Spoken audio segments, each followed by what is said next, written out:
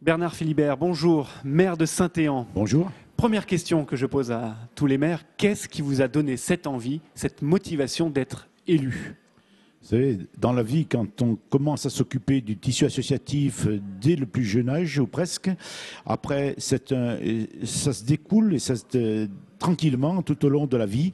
Et à un certain moment, eh bien, on rentre conseiller municipal, après adjoint, et puis naturellement, on devient maire.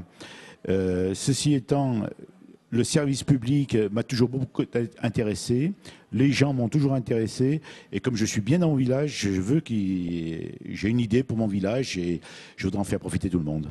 Alors, est-ce qu'on garde toujours la même motivation? Et si oui, quelle est cette motivation que vous avez encore en vous en tant que maire de cette commune de Saint-Éan? Ben écoutez, la motivation, elle se garde. Pourquoi? Parce qu'on n'a jamais abouti tout ce qu'on voudrait faire. Et chaque année, eh bien, on en fait un peu avec toutes les difficultés que l'on rencontre, mais on en fait un peu. Et petit à petit, eh bien, on voit chaque village, le mien en particulier, se transformer. Et c'est ça qui est intéressant et qui nous motive. Ce rôle de maire est le rôle politique de proximité par excellence. C'est important justement dans une commune comme Saint-Éan. Je pense que dans toute la vie politique, le rôle du maire, c'est vraiment un rôle essentiel. C'est un rôle... On est près des gens, on va au bistrot avec eux, on discute sur la place, etc. C'est vraiment un rôle irremplaçable et il ne faudrait pas que dans notre future législation, eh bien, il soit escamoté parce que là, on aurait vraiment tout faux. Parlez-nous de votre plus grande joie, de votre plus belle réussite en tant que maire de Saint-Éan.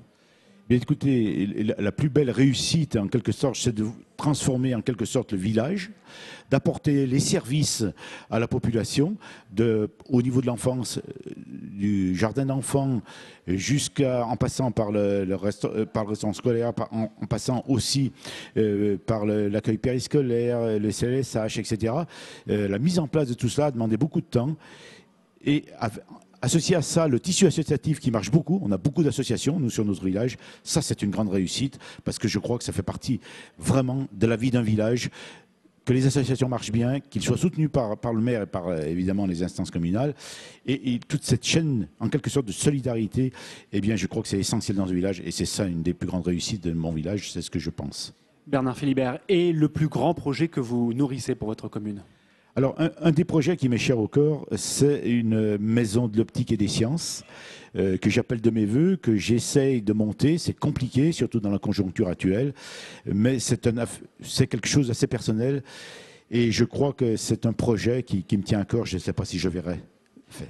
Alors, comment vous décririez ou comment pouvez-vous définir votre commune en un ou deux mots pour refaire sortir un petit peu cette richesse et cette valeur de la commune de Saint-Éan? Eh bien, c'est une commune rurale et aussi un peu industrielle, aux portes de Saint-Étienne, puisque nous sommes à 10 km, et qui a une quiétude, qui a un sens, si vous voulez, de bien vivre, qui était, à mon avis, qui est essentiel et que je crois les gens apprécient. Et après ce mot, qu'est-ce qui est incontournable à Saint-Éan? Alors, ce qui est incontournable, bien écoutez, c'est toute une foultitude de choses. À Saint-Éan, c'est un village qui a 3100 habitants, 3130 hectares, très grand village. Ce qui est incontournable, c'est le monde de l'agriculture. On a on a encore 55 sièges d'exploitation. C'est aussi qui se marie avec le monde industriel. Donc c'est cet amalgame qui fait que Saint-Éan, c'est un village où il fait bon vivre. Un mot sur l'agglomération de Saint-Étienne Métropole. Justement, pour vous, il est essentiel qu'un village comme le vôtre fasse partie d'une telle agglomération. Ah oui, c'est essentiel et j'y crois beaucoup.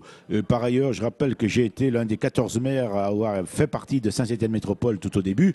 Alors pensez bien que pour moi, je suis un militant farouche de l'intercommunalité et notamment de Saint-Étienne Métropole. Et j'y œuvre au niveau de mes moyens, bien évidemment, mais je suis farouchement pour parce que je pense que c'est comme ça qu'on peut sortir un territoire, quelquefois avec des difficultés, certes, mais qu'on peut sortir du territoire au niveau du tourisme, au niveau de l'industrie et au niveau de tout un tas de compétences que nous les maires, ne peut pas assumer. Et justement, concrètement, qu'est-ce qu'apporte cette agglomération au territoire et peut-être et nécessairement aux habitants de votre commune?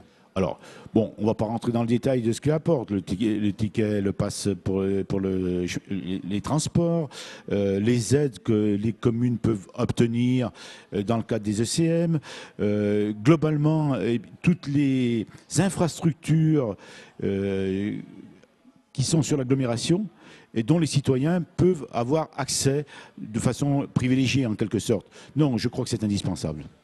Alors, un territoire comme cela, on évoque souvent, et c'est peut-être les deux mots qu'on pourrait retenir, harmonie et solidarité de cet ensemble de ce territoire et de l'ensemble de ces communes? Oui, je crois que c'est ce qu'on souhaite tous les maires de l'agglo. Je pense que sans parler à leur nom, mais tout au moins, c'est ce qu'on souhaite. Convivialité, solidarité, et puis on se serre les coudes pour faire un territoire où il fait bon vivre et où nos enfants pourront rester, avoir du travail et en quelque sorte faire une agglomération forte. Bernard Philibert, alors parlons de la télévision locale, TL7. Qu'est-ce que selon vous une télévision locale comme TL7 doit ou peut apporter au territoire comme outil de développement de celui-ci? À mon sens, une télévision locale est indispensable. Elle est indispensable d'abord parce qu'il faut faire connaître les territoires. Certes, les médias sont là, les journaux, les choses, mais je crois que rien ne vaut une image, rien ne vaut un reportage sur un territoire.